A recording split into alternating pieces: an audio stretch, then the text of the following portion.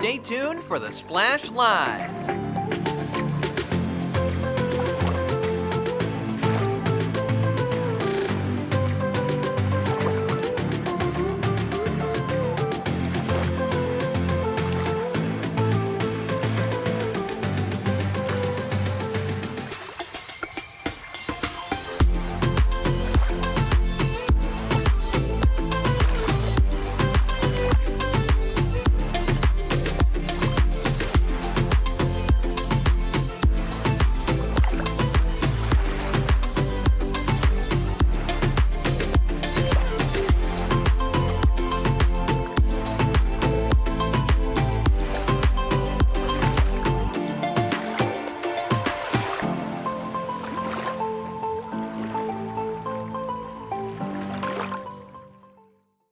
It's time for the Splash Live from Civic Center TV, featuring stories from and about people like you in the Greater West Bloomfield area.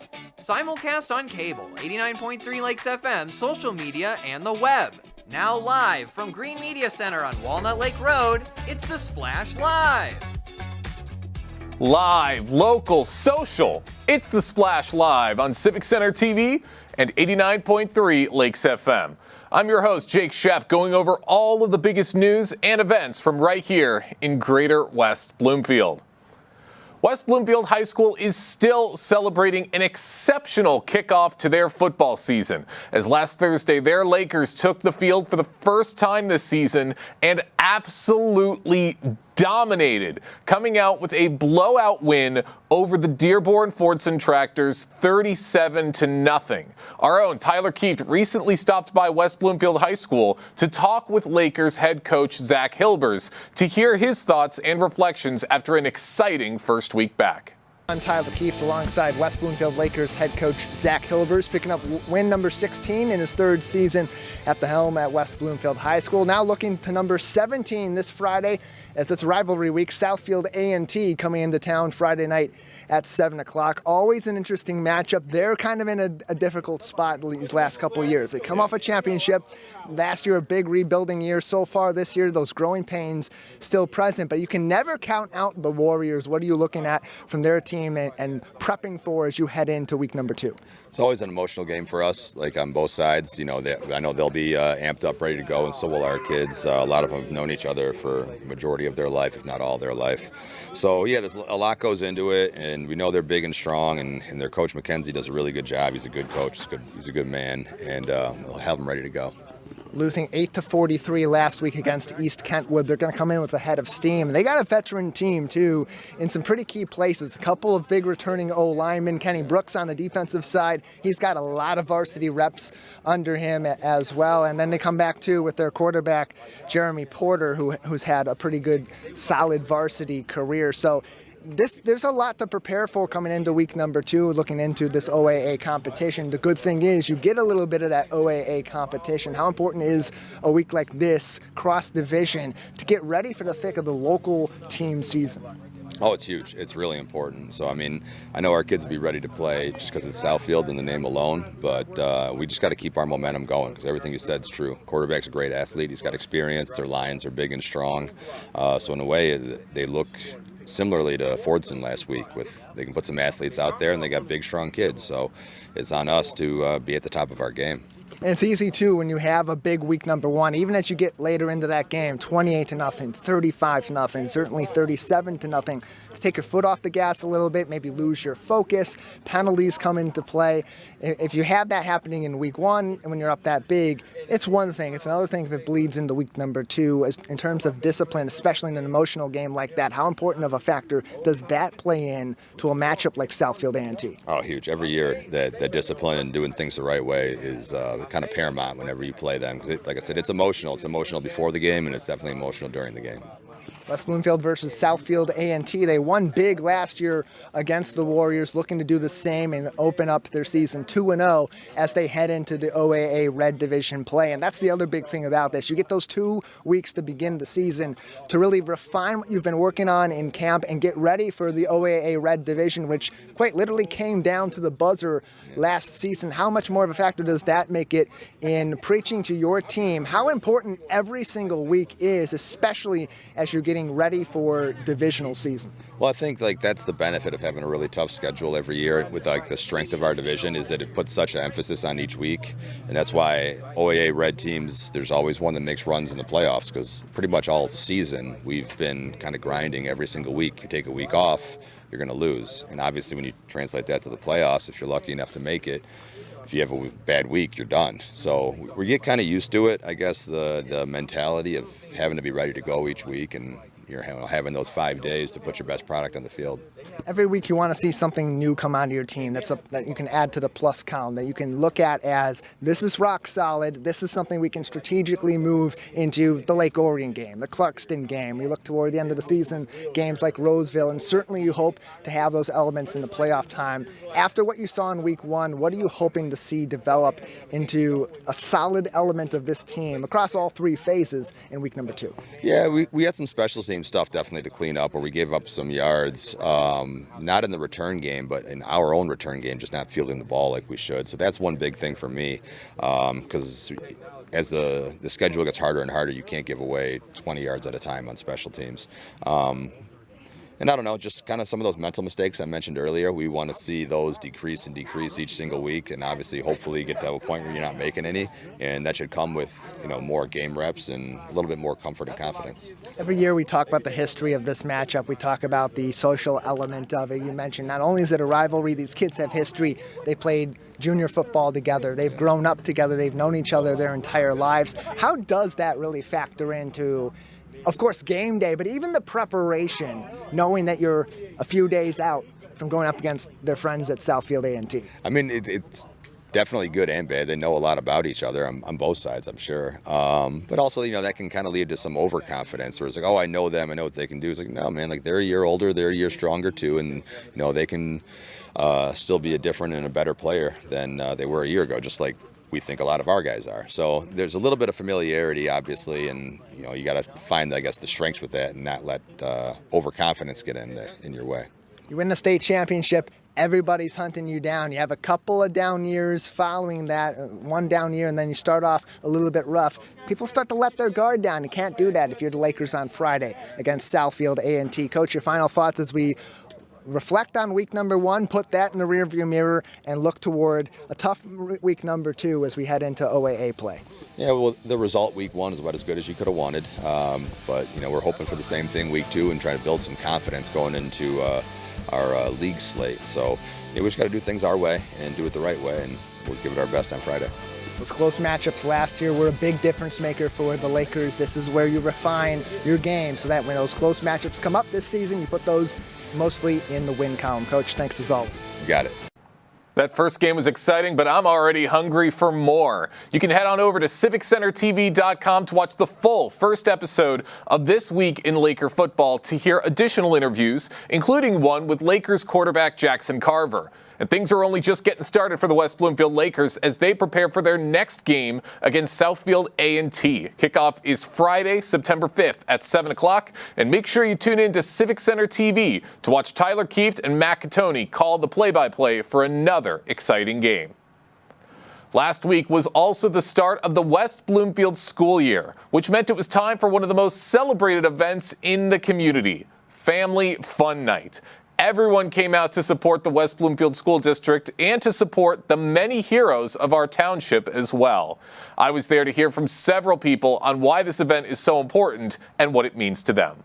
This is truly a great event. We had a short little splash of water, which made it even more fun, but this is an opportunity for all of the local community groups to get together with the community itself before a great football game, and I hope we win tonight. We should, but it really is a lot of fun, and the weather didn't slow anything down at all.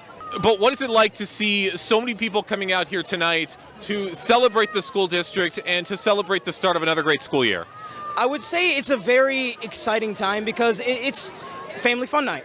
I mean, the families come out here, enjoy family fun time, and it's just very, very nice and overwhelming to absolutely enjoy the company of others.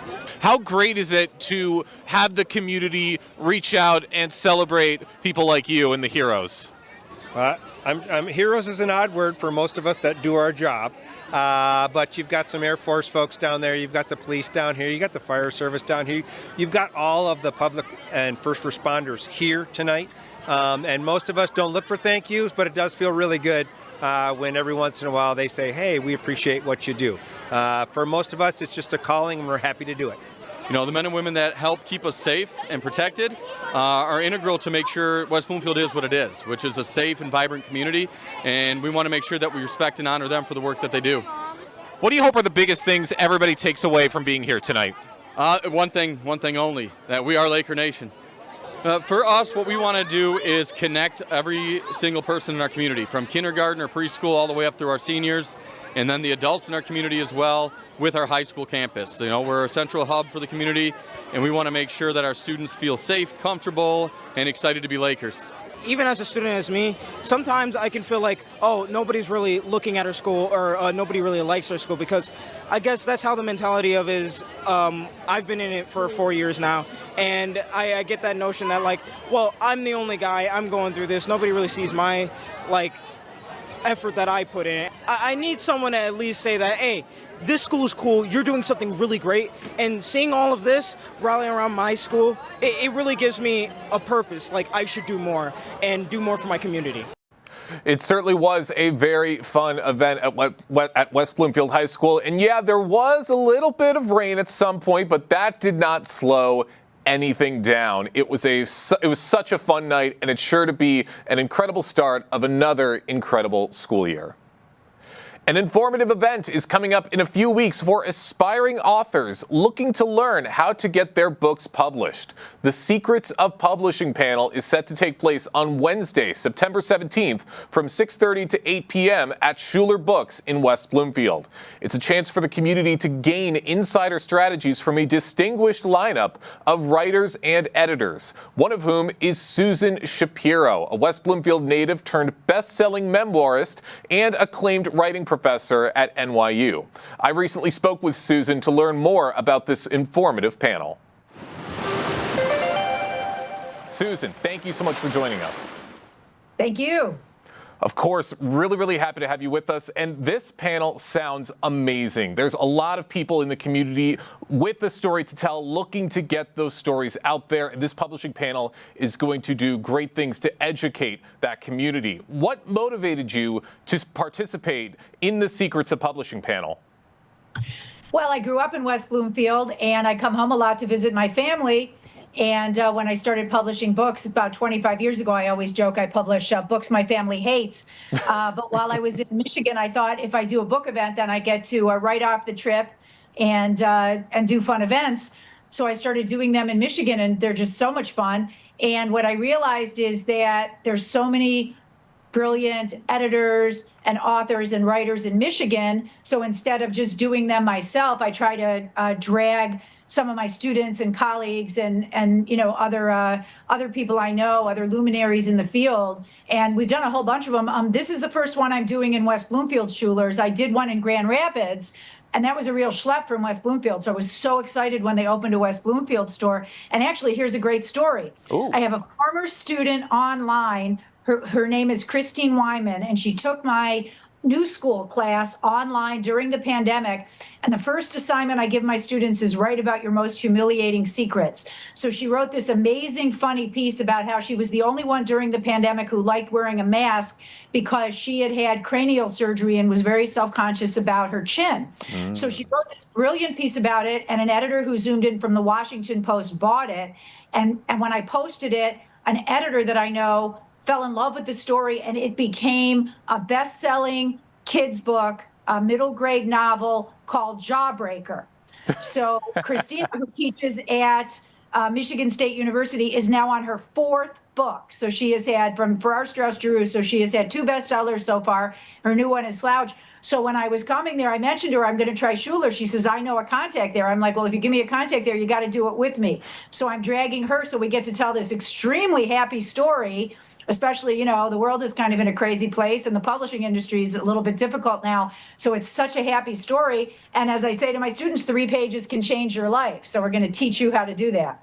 I was going to say, when you said the name Christy Wyman, that name did sound familiar from the list of people who are going to be on this panel. And like Christy, you yourself have had a very extensive resume with teaching experiences, teaching for writing at both NYU and Columbia. I'm curious, how does engaging with aspiring writers in West Bloomfield differ from those teaching experiences?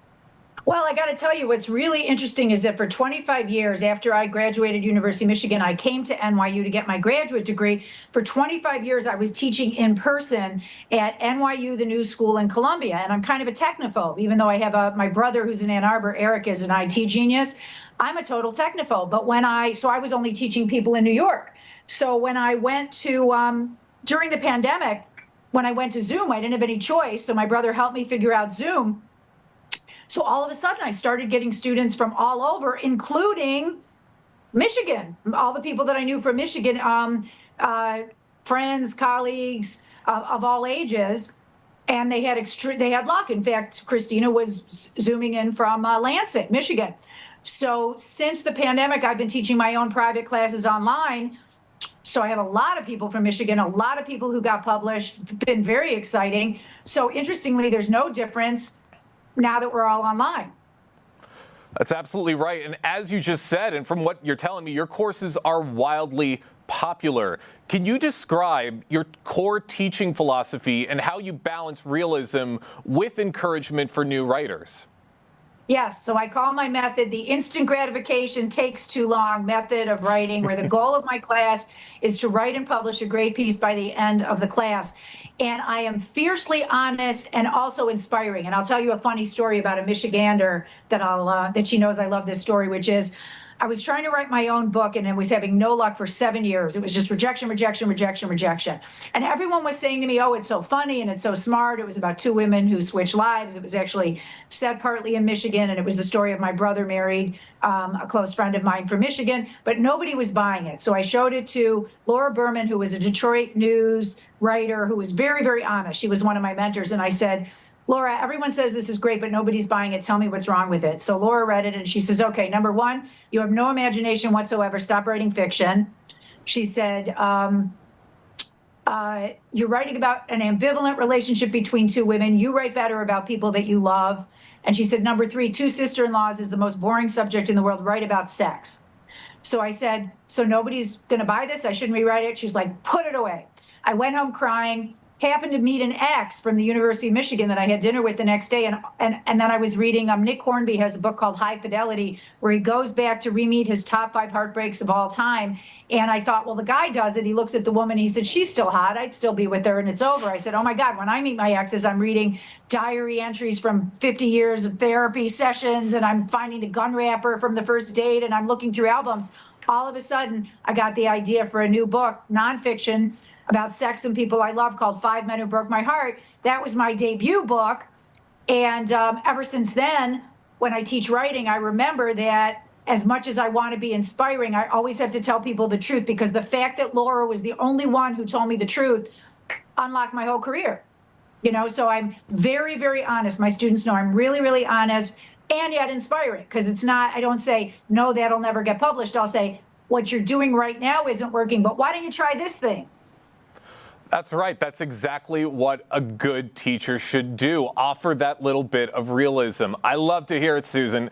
Now, you grew up in West Bloomfield and you're returning to speak at this local event. What does it mean to come full circle and share your expertise with your hometown community? Well, this one is especially exciting because I'm bringing with me so many brilliant people. So Laura Berman actually introduced me to Aaron Robertson, who has an award-winning book out called The Black Utopians, and he's from Detroit. So that's really cool. Frances Wang is, she also teaches, I think, at Michigan State University. She is a poet and a writing teacher, and she has a book called You Cannot Resist Me When My Hair Is in Braids. And Christine Wyman is coming in from Lansing, and there's a writer-editor named Joe Grimm, who's actually famous at Michigan State for helping people get published.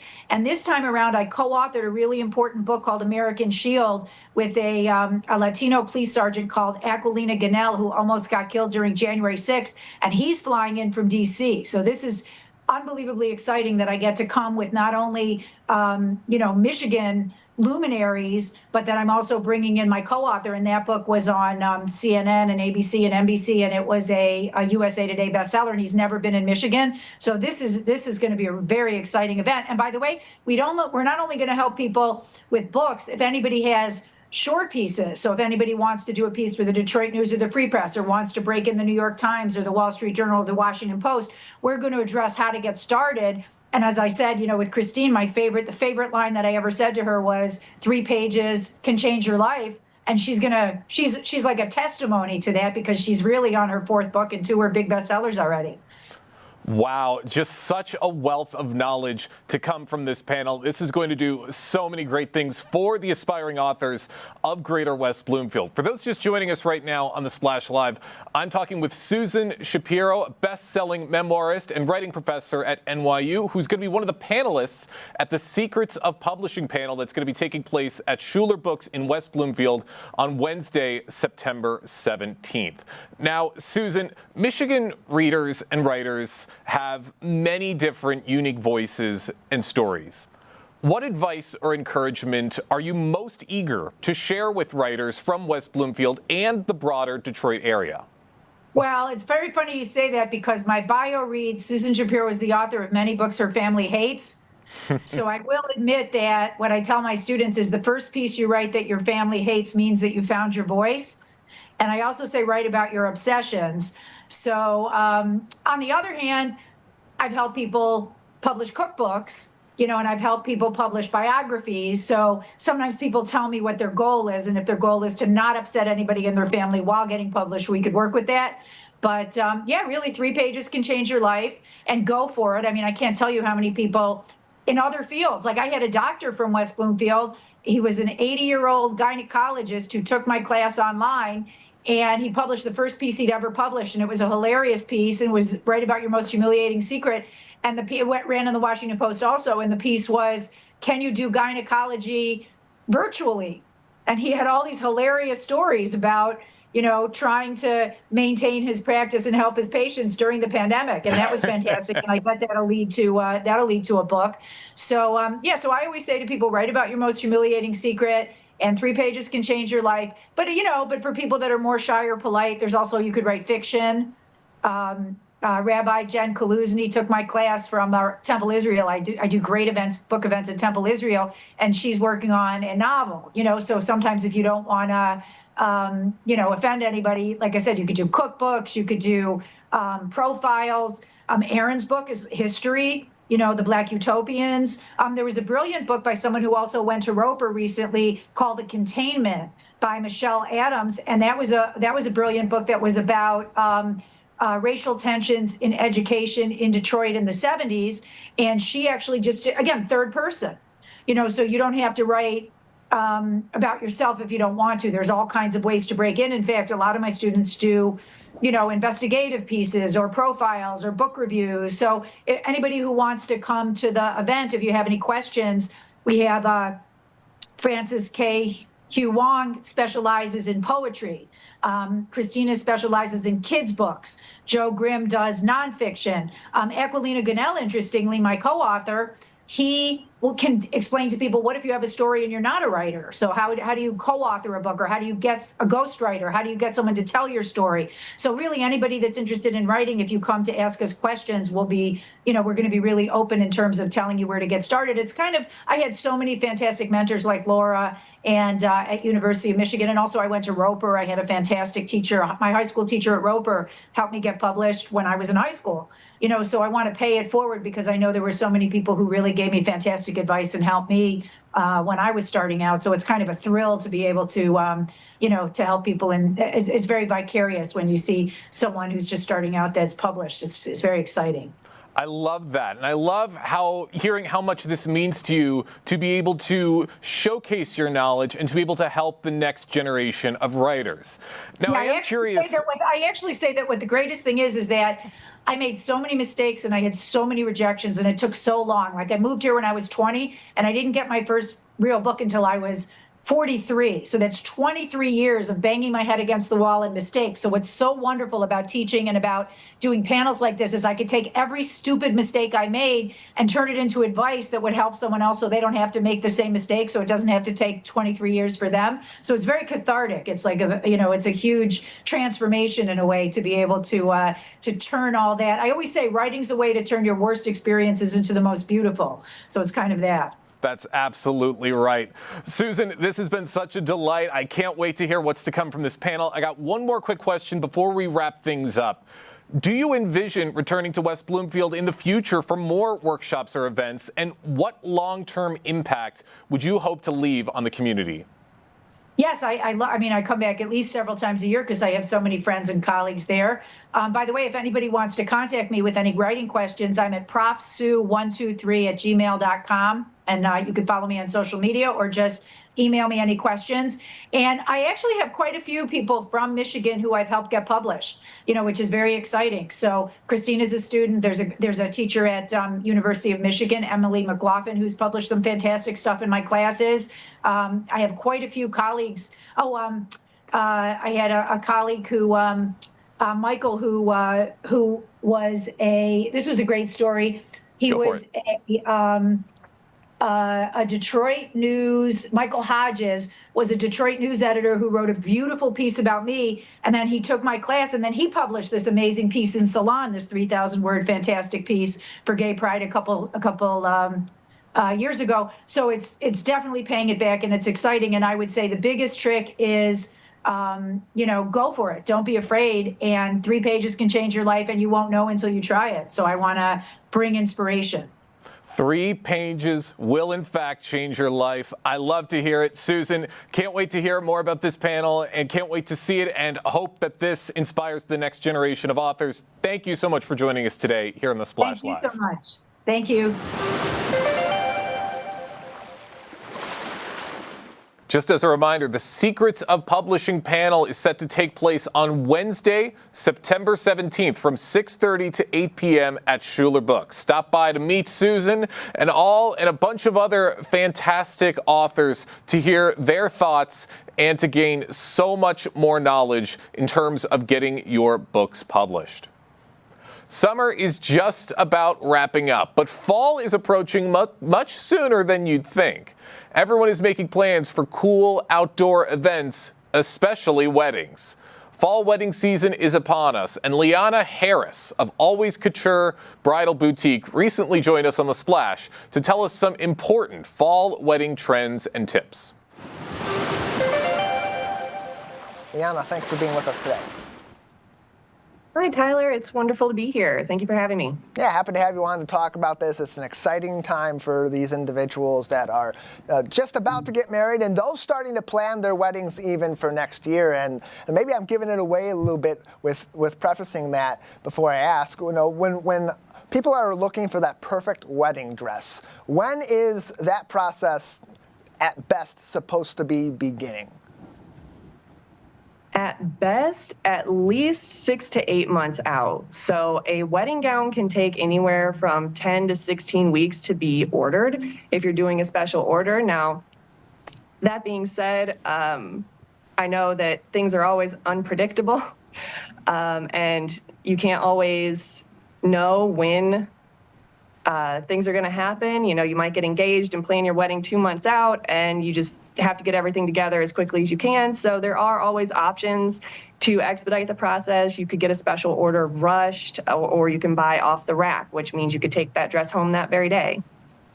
And so the process can be either very rushed, very quick, but you still get to the finish line in most of these cases, or it's something that can take a little bit of time and you really get to go through an extensive search. When they do that with their local bridal shop, Liana, what process do you take to help these people visualize what they want their wedding day to look like, want themselves to look like in that picture, and then best fit that benchmark?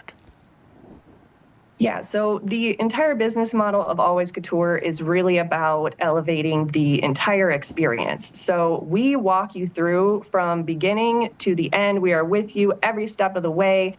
When you come in and get a consultation with us, you come into a beautiful, warm atmosphere. You get handed a glass of champagne. You're sitting there with your friends and your family, and I've already picked out a curated gown selection for you. So you've already got choices here waiting for you, so you don't have to spend extra time just searching through the racks. And this is all based on your preferences. We have phone calls beforehand. You fill out a profile online that tells me what style you're looking for, what your budget is, what sort of event you're having. And all of this information really helps me to specialize an experience that's tailored just for you. So you get to come in and try these beautiful gowns on and feel gorgeous and pampered and comfortable. And then we walk you through the process of purchasing and when your dress will be arriving in the store, when you'll be able to pick it up. And then we also walk you through alterations. So almost every time you buy a bridal gown, you will need something done to it, whether it's just a little nip and tuck here, a full hem, or an entire remodel, depending on the type of dress that you got. So we cover everything from day one till you pick up your dress and it is perfectly fitted to you. And so as people begin that process, you mentioned you have phone calls, they fill out a profile. Information's always going to be king when you're trying to put together the perfect experience for someone, especially when it's for a day like this that's supposed to be one of the most special days of anybody's life. So when people are starting that process with you, Liana, what information should they be bringing to you? What questions should they be asking you to help set you up to put them in the best position? Well, really, we only do a few basic questions. How many guests would you like to bring in with you? What is your budget? Your approximate dress size, so we know what we have in the shop that we can have you try on that will fit the most appropriately. And then, what your style preferences are. Do you prefer to have a big ball gown, or would you like something more clean cut, more modern, more vintage? The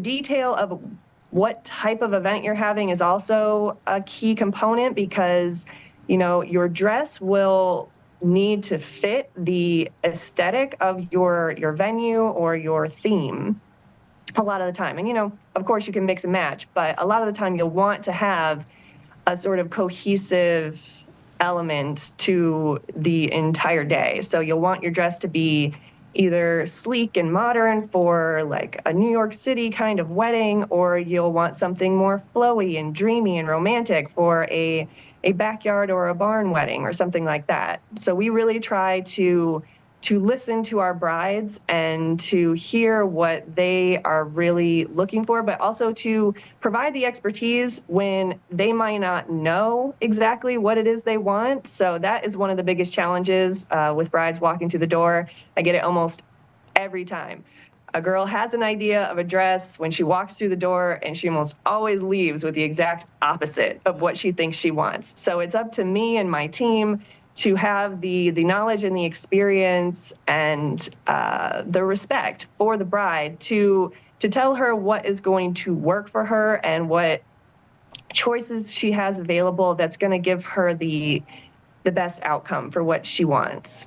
The vision may change, but as long as they are satisfied, they're happy with what they've got, and it's fitting ultimately the vision that makes that day magical for them. That's all that matters along the way in this process. Liana Harris is with us, the owner of Always Couture Boutique, a bridal boutique in West Bloomfield, on today's edition of The Splash Live. You can get in contact with them and find more information on alwayscoutureboutique.com, as well as on Facebook at Always Couture. Liana, there's always going to be a difference when you're going for a specialty product like this between going to some of the corporate chains versus your local boutique shop. So for customers in Greater West Bloomfield and neighboring communities that are about to begin their bridal shopping process, what extra benefit do they get from shopping at one of their local shops like yours? Oh, so much. It changes the entire experience. So when you walk into one of those bigger chains, it's usually, like going into a grocery store. There's a lot of people around. It's very hectic, it's loud. You're not going to get a lot of one-on-one attention. Even when you have a stylist that's dedicated to you, they're still going to be kind of running around and making sure that this bride is taken care of and, running in the back to grab things. They're not fully focused on you. And that is the difference. That is what you're going to get out of a smaller, more intimate boutique experience, is that when you walk through the door, you are getting personalized one-on-one attention with your stylist at all times. They are right there, dedicated just to you, to make sure that your experience is the most enjoyable. And that is really the goal of my entire motivation here is, I want to sell dresses, of course, but more than anything, I want my brides to feel excited and happy and cared for throughout the entire experience while they're here with us. And lastly, as we go into the fall wedding season, as people are making those final preparations for their weddings this fall and are preparing for those last few weeks, those last few days, the day of next fall, what are some of the common challenges that you see arise from the beginning of the process, the middle of the process as you're getting close to that final dress, and in those weeks and days leading up to wedding day that may end up getting you back involved in the process with brides-to-be? Well, one of the most common things that I experience with brides throughout any of their planning process is it can be very overwhelming. There are so many choices to make. You're working with a limited time frame no matter how far out you plan.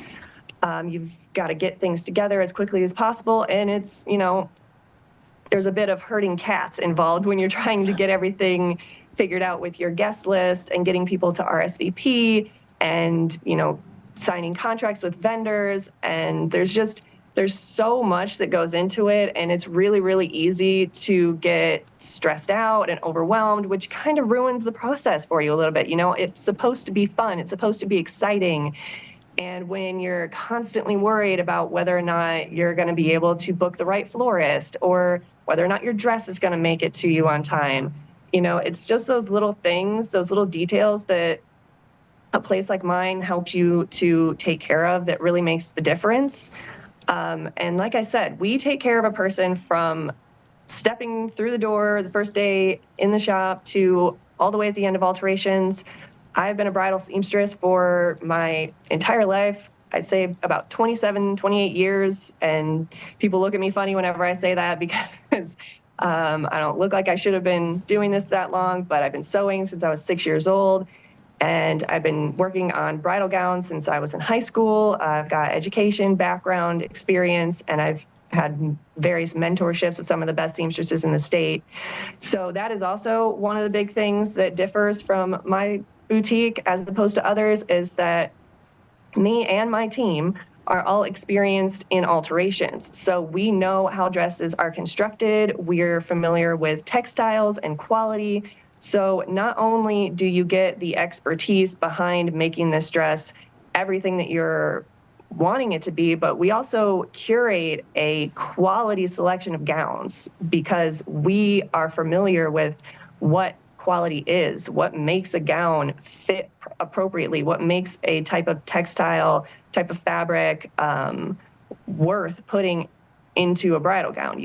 What makes a good fabric versus a bad fabric, and how it's going to drape and how it's going to fit. All of these are benefits that you get when you work with us because it helps to, like I said, elevate the experience. You're getting so much more than just a shopping experience. You're really getting one-on-one advice and expertise and really just a specialized process from the beginning to the end. The personalization plays a big role in this, especially when you want to fit the image of your perfect day and stand out from all the other weddings throughout the summer and the fall. Liana, thank you so much for your time today and for introducing us to your local business here in West Bloomfield. Thank you for having me. There's going to be so many beautiful weddings in the months to come throughout the fall season, and it's great that we have resources like Always Couture Bridal Boutique in the community to help make those fantastic weddings come alive. We're going to take a quick break and jump into some more stories right here on the Splash Live right after this. Live, local, social. It's the Splash Live on Civic Center TV and 89.3 Lakes FM.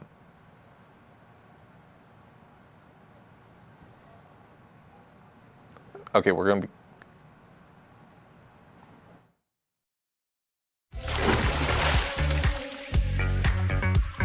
We'll be right back with The Splash Live.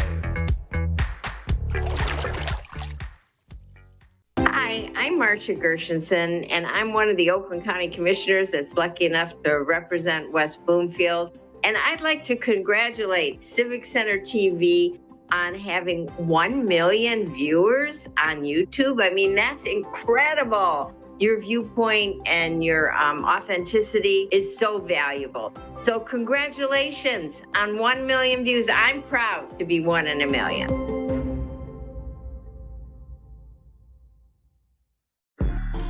I'm an ex-drug dealer, and I'll be your sub today.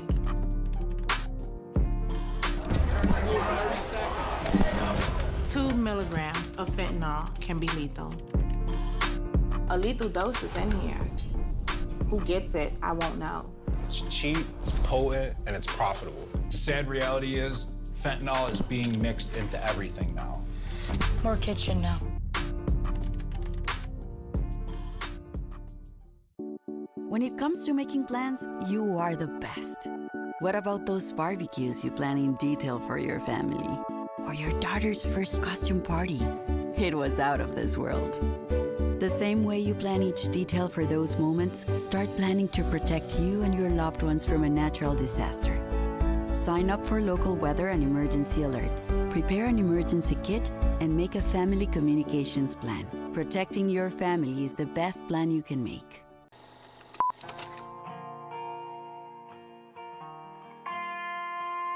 Bringing you stories and memories from Sylvan Lake. Civic Center TV, television that's close to home.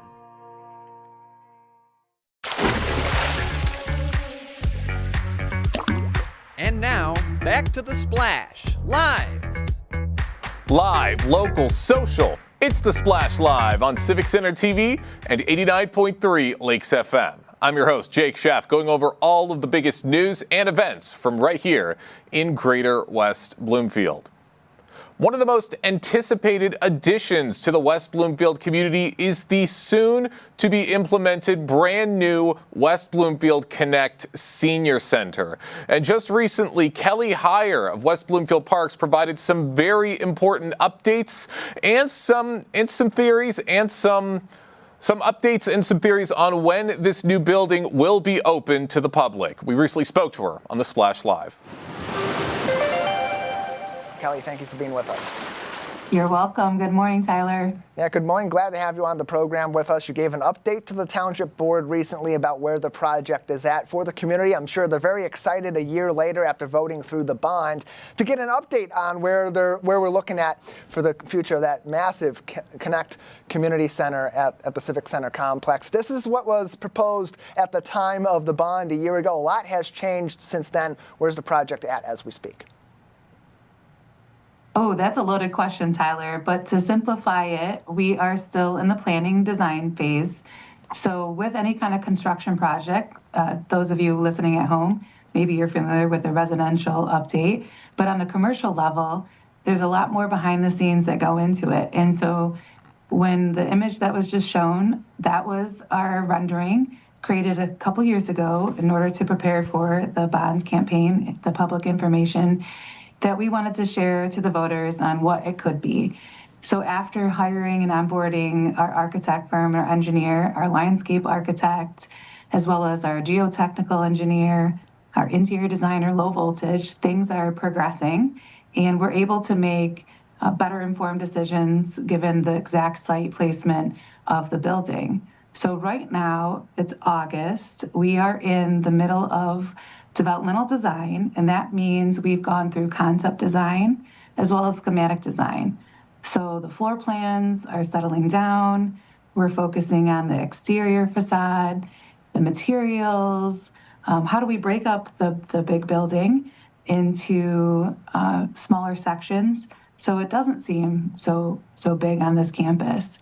And what we're talking about is a building that is over 46,000 square feet. So if you measure exterior wall, it is just over 48,000. But the first floor is under 28,000 square feet. And the first floor is bigger than the second floor. However, it encompasses the gymnasium, the welcome center, as well as the nature center on the first floor. And the second floor will be more multi-purpose space and where the staff is, as well as access to the track. So when you fit all those amenities in, and given the site that we have to work with on the campus, the building ended up being very long and linear. And so we've broken the building up into 3 different components. And so right now it is figuring out, all right, do we have the front entrance right? Do we have what we need for that faces the parking lot, that faces the woodland wetlands? And so making all those decisions and making it so that it is, we have the ability to talk about it internally as staff and figure out operational and maintenance wise, what is the best approach to these different sections. So there's a lot of discussions behind the scenes, Tyler, a lot of intentional meetings. We have a lot of different agendas, different of our consultants behind the scenes having those conversations every day. And then professionally, we report to the commission, staff does. And so then we take all of these decisions that staff is recommending to the commission level. Park Commission has conversation, discussion, approve what they need to. And then it's what you're referencing Monday night is Park Commission does report monthly to the Township Board on this project because it's a partnership. We have different authority that the Park Commission is allowed with statute, what we can decide ourselves and what we need to take to Township Board. And budget is definitely one thing. Statutorily, we need to report to the township. So that's a long-winded answer, but to very specifically, we are still settling in the design phase and making decisions that with our professionals that we've hired for this project. And economically, that's the most sound thing to do because you want to make sure you have a pretty concrete plan come your January 2026 estimate for starting the construction phase of this project, especially where we're at in our economy with tariffs and with the supply chain still very much affecting the overall cost of this project and wanting to stay within budget. But Kelly, some of the concepts that were really critical to the design phase and continue to be in this design phase, respect for nature, biomimicry, community outreach, most importantly, being a good neighbor, those all kind of encompass themselves in some of the key changes to the plan that came into the most recent presentation at the August 11th Township Board meeting. Previously, it was conceptualized to maintain at least a portion, if not the entirety, of the current Recreation Activity Center in the plans for the future Connect Community Center. Now that's different. That building is currently under this plan going to be demolished, mostly to make space for the building to, again, fit that footprint on the Civic Center complex, but also, most importantly, to allow that footprint to be minimally effective on the nature surrounding that building. That was a really critical part and continues to be in your planning phase, correct? Well said, Tyler. So if you want to show back that rendering or put the rendering back on the screen, on the green side, the west side of the site plan, we are taking down the building. So 3/4 of the building can be put back to nature. What we've noticed is this campus, we need a gathering space. And right now, for example, we have Food Truck Tuesdays that happen in between us and the library, but the food truck has to be parked in the parking lot, and it is not the best design for that. So we're making more intentional gathering space outside our building. And that's to celebrate nature. The trailhead is right there. Our outdoor natural area, play area will be expanded. And it's going to be a better user experience in nature.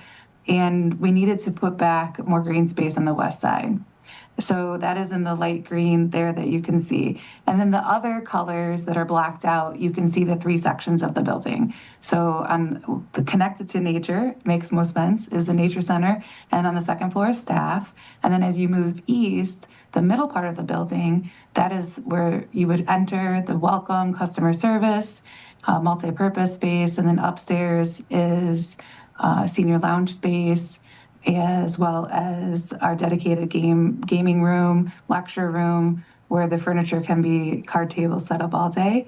And then the east side of the building, where it is the high school gymnasium, high school size, and that gets you bottom floor where you can do pickleball, our larger group fitness classes, and then the elevated track will be directly above it. And so that is a big space. So if you look on the floor plans, the gymnasium, the track is 1/3 of the building. And so that's where a ton of square footage had to go in that direction. So that's just under 10,000 square feet itself on that right-hand east side of the building. Yeah, a lot of recreation space still planned in this building. A lot of those original amenities that were proposed, that were discussed pre-bond and were ultimately agreed upon by the township's electorate, still going to be a factor in this. That's what most people on the day-to-day listening today, watching today, or in the future on CivicCenterTV.com want to know about. All these changes, of course, affect the space that these programs will ultimately be in. So what are we looking at right now in terms of where these plans are at, what's sort of been changed, and how those spaces for these amenities are being affected by some of these modifications in the plan at this stage of the process? Right. So price has to drive much of our discussion. So as you heard in our budget update, both with the Park Commission and Township Board, consideration for tariffs and still putting in a good contingency. We are spending more than we anticipated within the bond dollars, so that warrants a discussion for the other projects we still want to accomplish. So with that said, we still aren't getting exactly everything we want. In fact, the question came up the other night, would you build a bigger building if you could? Absolutely, because we know the residents deserve all the public, multi-generational, recreational and leisure space indoors. But we've had to make some decisions. So we made a couple slices through the building, so it's still going to be very user-friendly. The square footages of the multi-purpose spaces are still great spaces, better than what we have right now. And so if you're at the Recreation Activity Center, that building, the entire building with staff, is 8,400 square feet. So if you keep that into context, with the nature center that we currently have and the 2 multi-purpose rooms, we're doubling in the public space as far as square footage, plus adding the gymnasium. So we're still able to have group fitness, Tyler, the lectures, card gaming, the discovery days in the nature center, all of this. And it's going to be better spaces. So right now, unfortunately, you do look at the parking lots. It's very limited windows that we have both here at the Recreation Activity and the current Connect building that we rent at Simsbury. So we've been able to maintain those square footages. We had to reduce on storage, which goes against our principle in Parks and Recreation, because we just don't like the clutter and the equipment and supplies sitting out. So we've made some really smart decisions how we can do that better. And then we've had to, again, minimize a couple square feet on some of the multi-purpose rooms, but we've still maintained everything we promised, plus done better on our circulation in the hallways, the corridors. And we've done better on delivering the requested additional seating and lounge space, like the drop-in space that we heard through our stakeholder conversations that everybody did desire. So we're trying to listen to the residents, still incorporate their ideas and what's important to them. Our instructors are critical in this process, getting their buy-in. But all in all, we've been able to maintain all of those things that we've been able to adhere to. The other great thing is that our landscape architects we've hired have come up with some really creative spaces outside that the campus and our residents are going to be able to use. It's going to be really exciting. We're in the middle of our design development phase.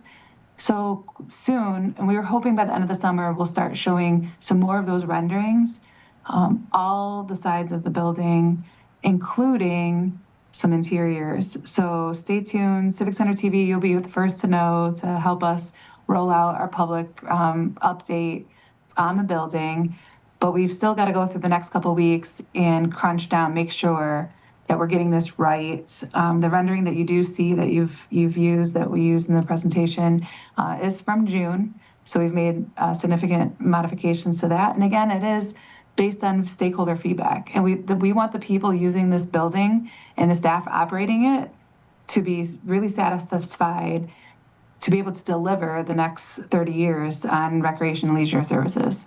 Yeah, you want to get this right. You're consolidating all of those different facilities that house staff for West Bloomfield Parks, of course, Connect Senior Center, all that recreation space and more to make this a great amenity centralized at the Civic Center complex. Kelly Heyer is with us, the Executive Director of West Bloomfield Parks, with updates on the Connect Community Center project currently underway right now. They're in the planning phase still, hoping in the coming weeks to have more of these plans locked down, start getting into the permit phase as we get into the fall. And the goal still by the turn of the year 2026 to begin construction on that project. Kelly, a couple more questions for you. It's really important in this also, and you mentioned it briefly earlier on, keeping in mind that this bond was not only for the Connect Community Center, but also for really important projects, kind of smaller projects in scope, but very, very, very important maintenance projects for going forward at some of our parks, including Marshbank. So how much of a factor does that also play, especially on the financial side, the planning side, to make this great extensive building, but not take away from the necessity to still do these other projects? That's a great question. And to answer that, I want to touch back on the budget process for the building. And if those of you listening at home go back and listen to both Park Commission updates for July, as well as the Township Board update I just gave in August, you'll hear me reference to 3 phases of the budget. So when it comes to this big community center project, we have budget check-in points after each phase of our design. So the next couple weeks, we'll be receiving the design set from our architects and engineers on the design development phase. And so we'll be working with our cost estimators to check in. Are we still on track with the estimated now at $24.5 million for the budget? And that still includes the contingencies.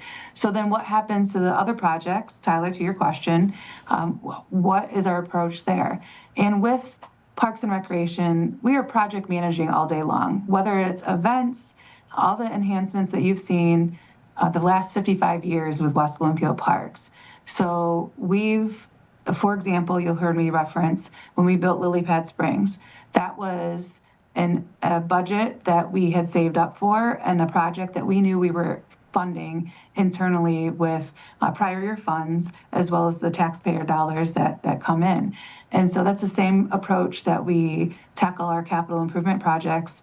And we have a 10-year plan that is a rolling plan where we take and look at the park system as a whole, figure out what is our deferred maintenance, what are the enhancements we want to add to, the amenities we add to, what kind of park property do we want to acquire, and all of that is into our CIP project discussion.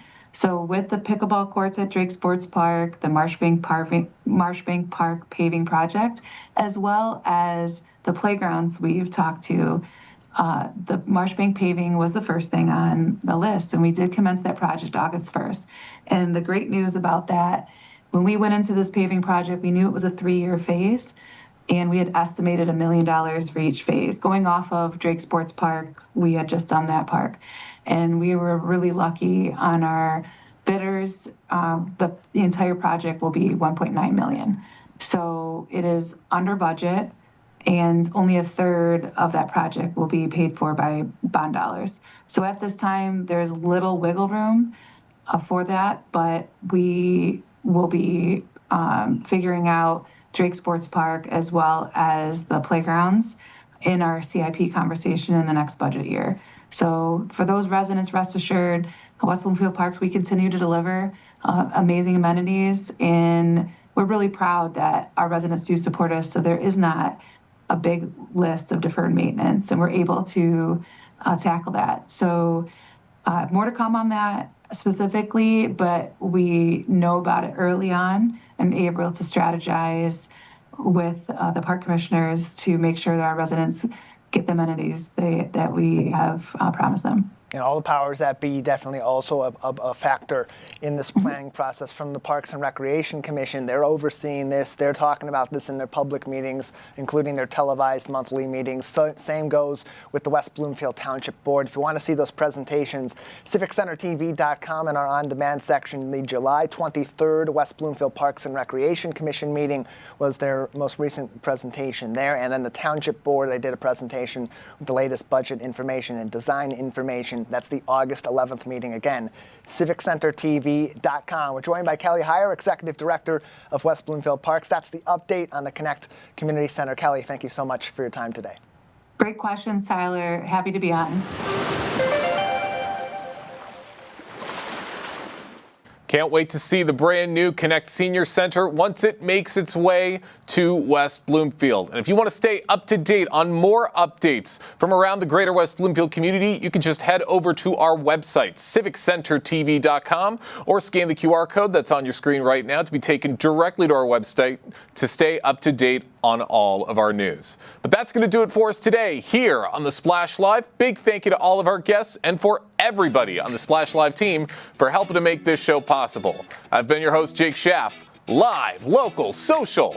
It's the Splash Live on Civic Center TV and 89.3 Lakes FM.